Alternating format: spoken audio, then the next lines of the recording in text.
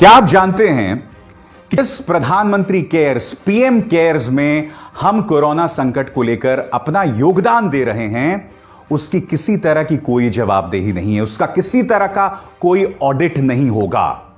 मैं आपको एनडीटीवी की एक खबर पढ़ के सुनाना चाहता हूं। कोरोना वायरस संकट जैसी राष्ट्रीय आपदा की स्थिति का सामना करने के लिए गठित prime ministers citizens assistance and relief in emergency situation या पीएम केयर्स फंड का नियंत्रक एवं महालेखा परीक्षक यानी सीएजी ऑडिट नहीं करवाया जाएगा।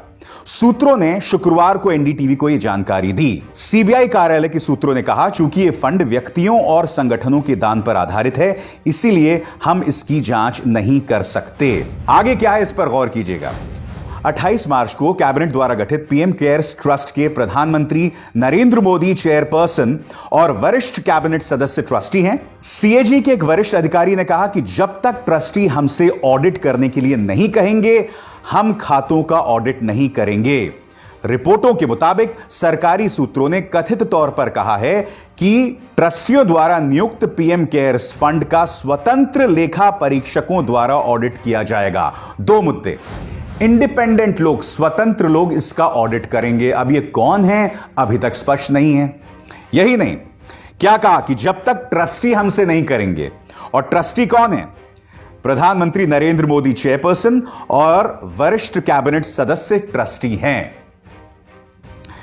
मैं आपसे क्या कह रहा हूं दोस्तों, इतने बड़े संकट में जवाबदेही तय होनी चाहिए।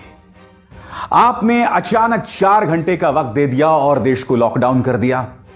नतीजा यह हुआ कि गरीब सड़कों पर आ गया, उसे ढेरों तकलीफें हुई। कम से कम 30 लोग सड़कों पर चलते हुए मारे गए। मैं नहीं बोला हूं तेलंगाना से वो 12 साल की लड़की जो निकली थी, अपने घर से 50 किलोमीटर दूर थी, उसकी मौत हो गई। मैं नहीं भूला हूं महतो की वो शक्ल, वो जा रहा था बेगूसराय, बिहार जा रहा था वो, और बनारस में आके उसने दम तोड़ दिया। इन तस्वीरों के लिए कोई जवाबदेही तो थोड़ी ना तय की जाती है। आज पीएम केयर्स का कोई ऑडिट नहीं होगा। मैंने खुद पीएम केयर्स में योगदान दिया है, मैं उस पर सवाल नहीं खड़ा करूंगा। मगर यह सवाल इसलिए उठ रहा है क्योंकि आप बाकायदा जो काम कर रहे हैं ना, उसमें निहायत ही गैर जिम्मेदाराना रवैया दिखाई देता है। किसी तरह की कोई जवाबदेही नहीं, पारदर्शिता नहीं, और यह अपने आप में एक बहुत बड़ी त्रासदी है। अब जवाबदेही की बात मैं आपको एक और चीज बताना चाहता हूं। क्या आप जानते हैं कि गृह मंत्रालय ने अभी कुछ ही दिनों पहले एक फरमान जारी किया था, और वो फरमान क्या था मैं आपको बताता हूं। 24 अप्रैल का। इस ऑर्डर के मुताबिक In rural areas, all shops except those in shopping malls are allowed to open. यानी कि जो ग्रामीण इलाकों में सभी दुकानें खुली रहेंगी, मॉल्स को छोड़ के। In urban areas, यानी कि शहरी इलाकों में, all stand-alone shops, neighborhood shops and shops in residential complexes are allowed to open. Shops in markets, market complexes and shopping malls are not allowed to open. इसका अर्थ क्या हुआ कि जितने भी इकलौती दुकानें हैं उन्हें खुलने की इजाजत होगी, मगर मॉल्स के अंदर जो दुकानें हैं वो नहीं खुलेगी। क्यों? क्योंकि मॉल्स में भीड़ इकट्ठा होती है। यह आदेश किसी और का नहीं, गृह मंत्रालय का था। इसमें कहीं यह स्पष्ट नहीं किया गया था कि भाई नाई की दुकानें नहीं खुलेंगी। आपके इस आदेश के मुताबिक कोई रेस्टोरेंट जो कि मॉल का हिस्सा नहीं है वो भी खुल सकता था, आपके इस आदेश के मुताबिक। फिर 2 दिन बाद आपको होश आता है तो आप नए सिरे से एक आदेश जारी करते हैं, नहीं नहीं नहीं नहीं साहब, हम रेस्टोरेंट नहीं खोलेंगे, नाई की दुकान नहीं खोलेंगे। तो मैं आपको ये क्यों बता रहा हूं? मैं आपको फिर इसलिए बता रहा हूं कि इस सरकार के रवैये में बहुत असमंजस है, बहुत जबरदस्त कंफ्यूजन है, और इसका खमियाजा कोई और नहीं, देश की जनता भुगत रही है। अब आपने क्या किया? जो मध्यम वर्गीय सरकारी अफसर है उसका डीए खत्म हो गया। मैं आपको बताना चाहता हूं पूर्व प्रधानमंत्री मनमोहन सिंह क्या कह रहे हैं आपकी स्क्रीन पर। उन्होंने कहा कि देखिए, ऐसा काम तो बुरे से बुरे वक्त में नहीं करना चाहिए। जिस तरह का डीए हमारे सरकारी मुलाजिमों को मिलता है या सैनिकों को मिलता है, ऐसे खत्म नहीं करना चाहिए। अगर आपको खत्म करना है तो बुलेट ट्रेन परियोजना को खत्म करो।